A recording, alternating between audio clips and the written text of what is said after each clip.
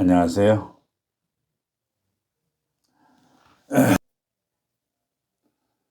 제가 요새 몸이 약해져서 그런지는 모르겠는데, 한 3일 전서부터 옆구리에 담이 걸린 것처럼 이렇게 일어날 때가 좀 부자연스러웠어요. 그런데 내가 아는 지식으로 한의학 괄사를 좀 했는데도 영 낫질 않아서 이거는 양이 쪽으로 가봐야 되겠다 싶어 외과를 갔더니 바이러스 침투 때문에 대상포진이 걸린 것 같다 이렇게 말씀을 했는데 약을 이제 하루치 먹었죠. 그래 먹고 나니까 조금 낫네요. 역시 양이가 빠르기는 빠르군요.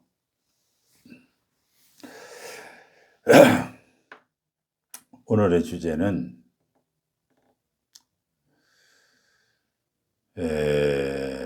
무속신 중에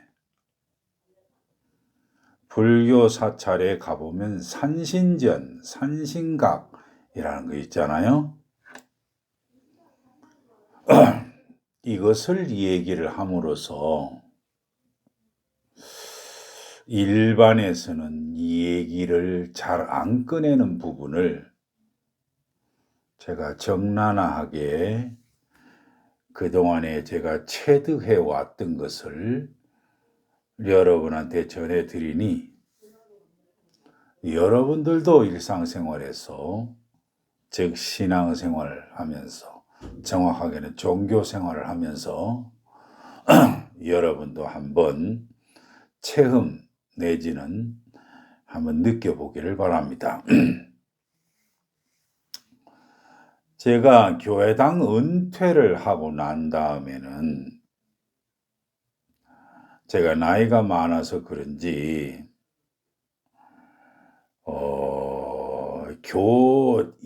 타 교단, 타 교회에 가는 게 굉장히 부자연스러웠어요. 시간도 맞지도 않고 또 입구에서 보면 처음 오셨나 봐요. 어서 오세요. 뭐 어쩌고 이런 소리가 좀 이상하게 느껴지고요. 이런 거 저런 거를 보다 보니까 제가 타 교단이나 또 동네 교회에는 잘 안 가려고 하는 내 모습을 보게 돼요. 왜냐하면 목사라고 딱 임명을 받으면 이상하게도 목회장 의식을 가지고 있거든요. 그래서 일본식으로 말하면은 나와바리라는 거 있잖아요. 즉, 그 목사의 영적 영역, 영적 구역이라고 할까요? 그런 게 좀 있는가 봐요. 제 자신도 그것을 좀 느껴서 그런지 좀 그렇습니다. 그래서 저는 어디로 주로 가느냐 하면 운동 겸 산에 있는 절을 주로 다니면서 그 중에도 산신전, 산신각을 주로 갑니다.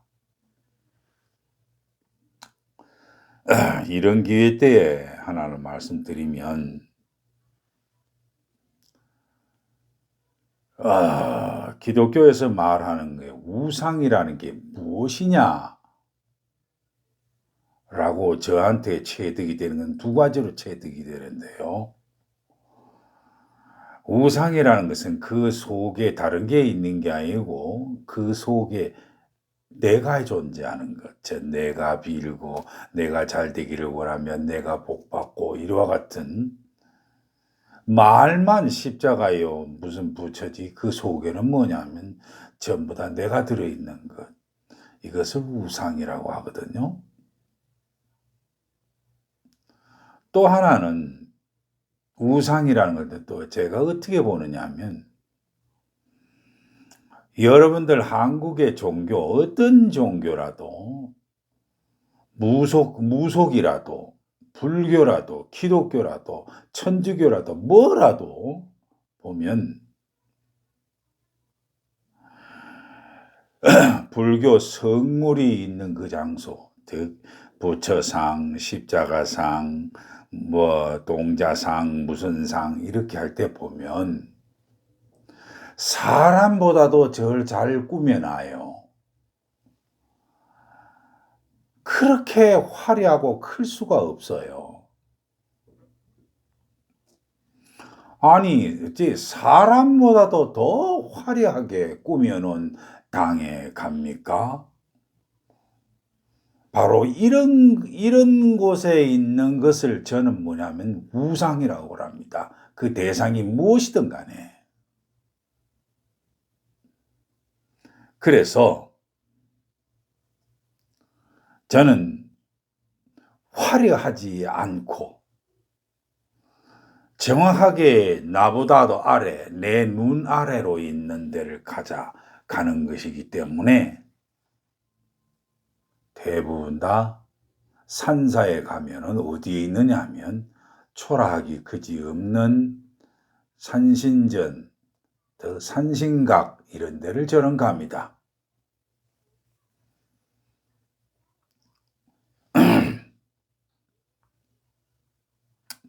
그런데 이 산신전을 먼저 얘기를 하기 전에 산신령이라고 하는 것은 무속의 만신하고는 참으로 다르다라고 하는 것을 먼저 얘기를 할게요. 제가 기독교 목사가 이런 얘기를 하는 것은 신명기의 18장에 가면 이런 종류자, 영매자, 박수 이런 사람들이 있잖아요.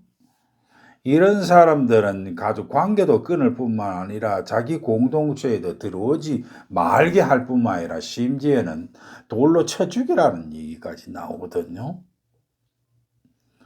그렇다고 하더라도 저는 뭐냐면 이런 기회 때에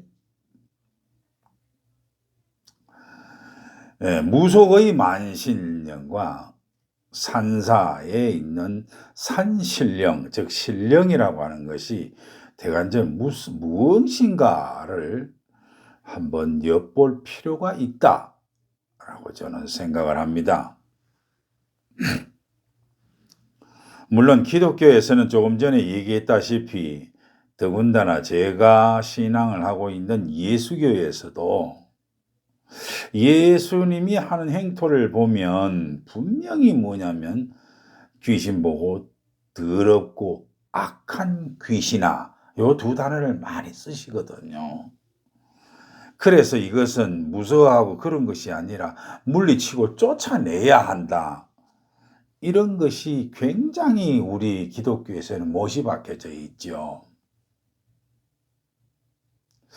그런데 제가 오랜 세월을 이런 쪽을 내가 보다 보니까 예수님께서 하시는 것이 잘못되었다, 틀렸다가 아니라 이렇게 우리가 신앙을 하고 있는 그 후대에 와서 이래 보니까 이게 부작용이 조금 있더라라고 하는 느낌을 제가 가졌어요.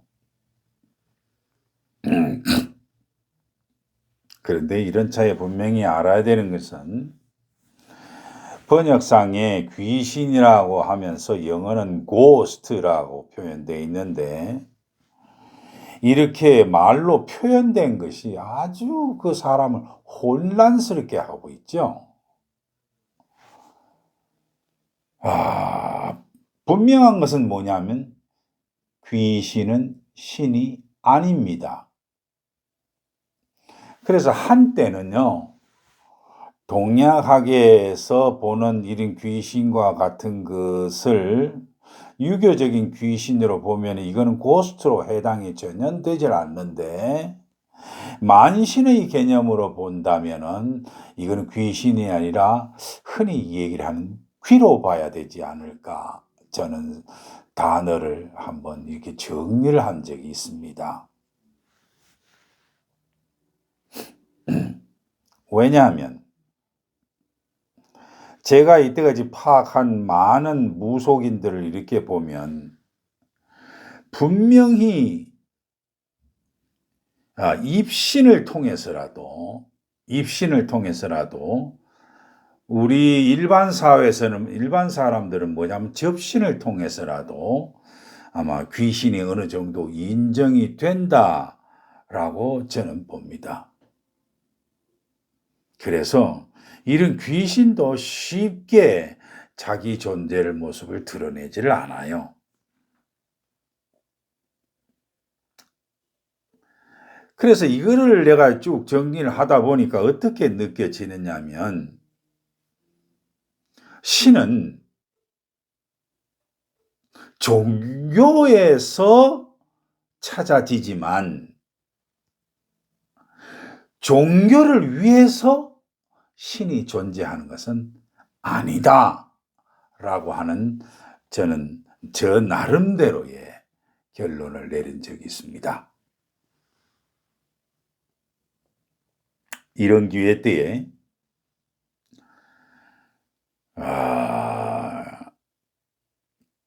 개신교, 기독교 목사로서 아마 이런 이야기가 좀 껄끄럽게 하게 들리시는 분도 있겠지만, 그러나 제가 체득한 부분을 여러분들에게 좀 보여드리면 여러분들도 아마 도전을 해볼 만할 거예요. 구체적으로 신의 속성이라고 할까요? 일반도 이제 그런 거 말고요. 제가 그런 것을 얘기할 사람이 아니잖아요.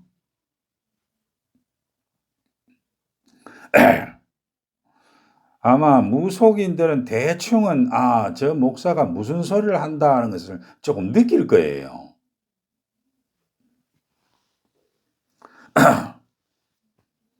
자, 첫 번째로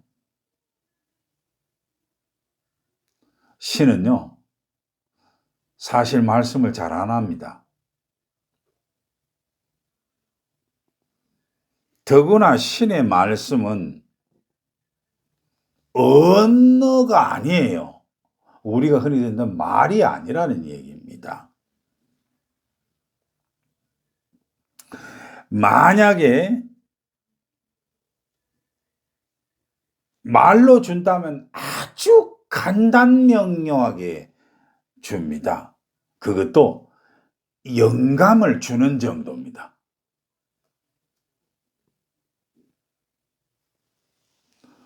저는 이런 의미에서 보았을 때 소위 구약의 야훼라는 분이 모세에게 줄 때 십계명을 주잖아요. 그 십계명은 아주 짧게 주었기 때문에 이거는 여호와라는, 야훼라는 신이 주었다, 저는 확정스럽게 체감을 할 수가 있어요.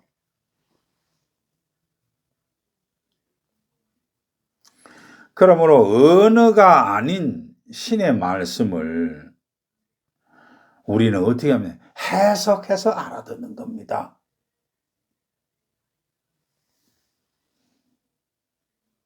이 말이 무슨 말이냐면, 말씀이 아닌데 내 머릿속에서는 그게 말씀으로 느껴진다는 겁니다.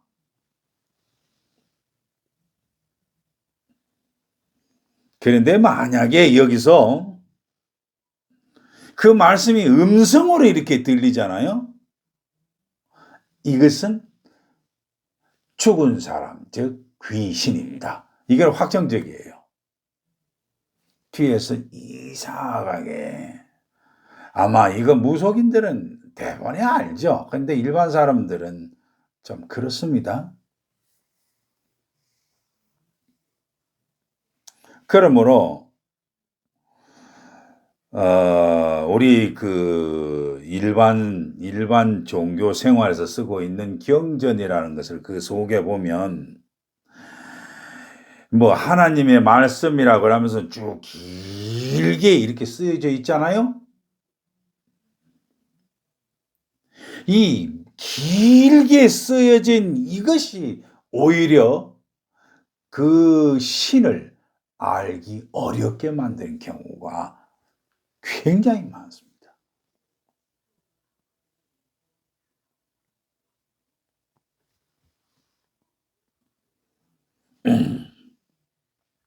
이렇게 해서 일단은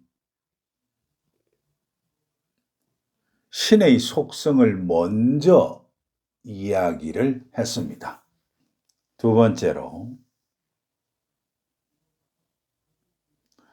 산신으로 이제 바로 넘어가 보겠습니다. 제가 체득한 바로는 산신이라고 하는, 산신령이라고 하는 그러한 영적인 하여튼 영적인 존재는 만나려고 해도 거부합니다. 절대로 대화를 안 해요.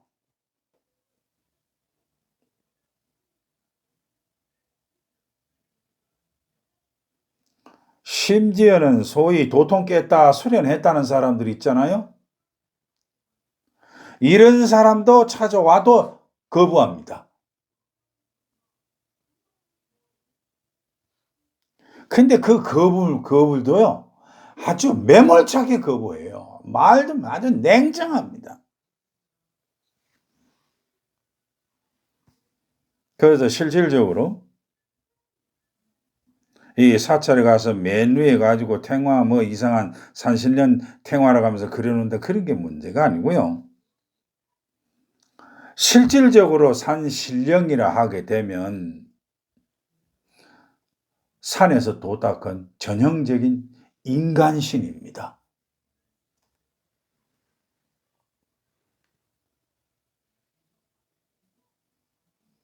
근데 이런 분은 인간 영혼이면서도 절대로 귀신이 아닌 분을 얘기합니다. 여러분 이거 이해하세요?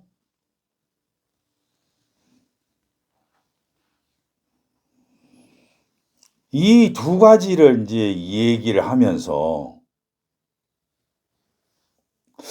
이 종교인들, 특히 신과 사람의 중개자 역할을 해준다고 하는 목사, 사제, 무당 이런 사람들을 가만히 생각을 해보면요,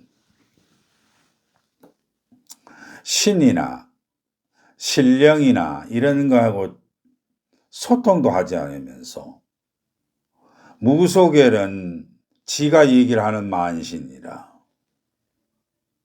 기독교에서는 목사라고 하면서 예수님과 혹은 성령과의 통하지도 않으면서, 각 종교에서는 그 무엇과 통하지 않으면서 어떻게 하늘과 땅 사이 인간이 춤을 추어 그 하주는 무속과 사제와 이런 것이 어떻게 됩니까? 특히 무속인은요, 만신과 교류할 줄 모른다? 이건 말도 안 되는 소리입니다. 실질적으로 말도 안 되는 소리입니다.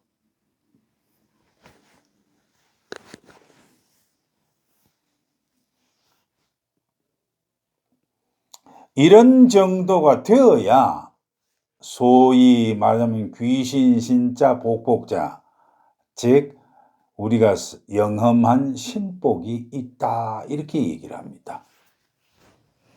신복이 있다고 해서 지가 중심이 되어서 뭐 달라면 주고 이게 해주면 저거 하고 그런 건 아닙니다. 자기가 모시는 그 신에 덧살이야 하는 것 뿐입니다. 그 콩콩을 얻어먹는다는 거죠. 그 사람이 신령이 얻어먹는 것에 조금 귀팅이 붙어서 같이 그냥 먹는다는 이야기죠. 그래서 내 복이 따로 있고 신의 복이 따로 있다, 이거는 맞아 죽을 소리입니다.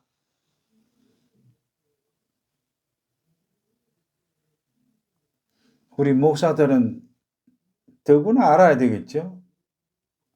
그러므로 은혜를 받았다. 무슨 엄청 이거 해석 이상하게 하면 아주 골치 아픕니다.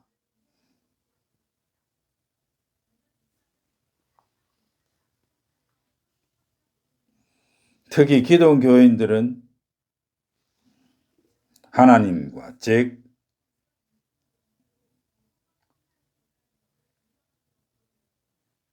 하나님 성령으로 교통교제 하지 않 소통도 안 했는데 우리가 사제다? 이런 면에서 저는 굉장히 제 눈에는 과연 저런 사람들이 예수님하고 소통이 될까 참으로 의심합니다. 죄송합니다.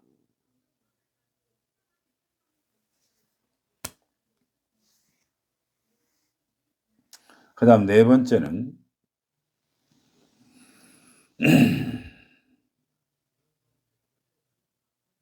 여러분들이 이런 걸 아세요?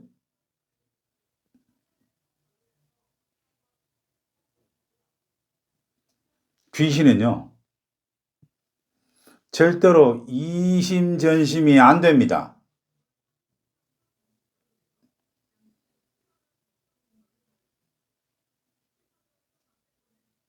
귀신은 모릅니다.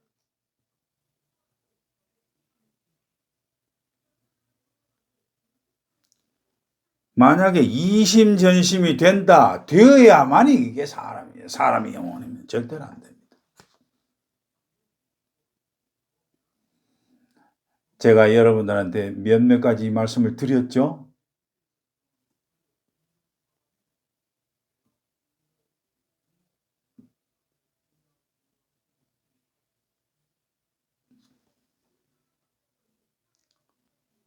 그러므로 만약에 여러분들 이럴 때 이제 기도에 대한 얘기가 나옵니다.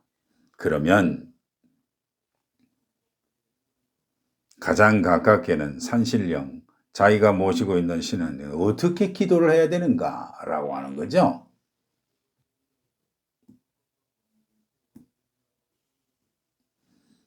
제가 말씀드리는 거는 제가 봤을 때 신령이라고 하는 그런 영적 존재는요, 절대로 직설적으로 대답 안 해줍니다. 절대로 안 해줍니다.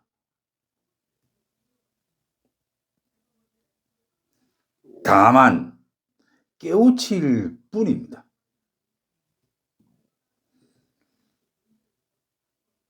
어떤 형태든 그 사람 살려주고 길을 열어줄 뿐이죠. 왜냐하면 이러한 신령이 자기 자신과 소통이 되었다 그 자체가 이미 기도는 성취된 것으로 봐야 합니다.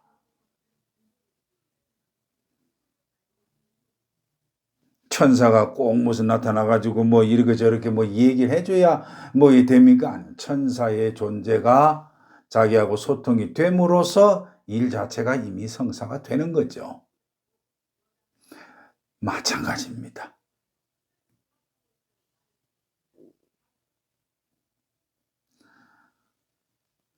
오늘 제가 이렇게 아주 무거운 얘기를 한번 해보는 것은 이유는 뭐냐면 여러분들 영적 실체에 대해서 종교 실체에 대해서 그 실상을 파고 들어가면요 결코 가볍지가 않습니다. 결코 가볍지가 않습니다. 조심하고 왜 처절하게 수련을 하는지 여러분한테 잠깐 맛을 보게 하기 위해서 제가 전혀 다른 소재를 가지고 여러분한테 한번 제시를 해봅니다.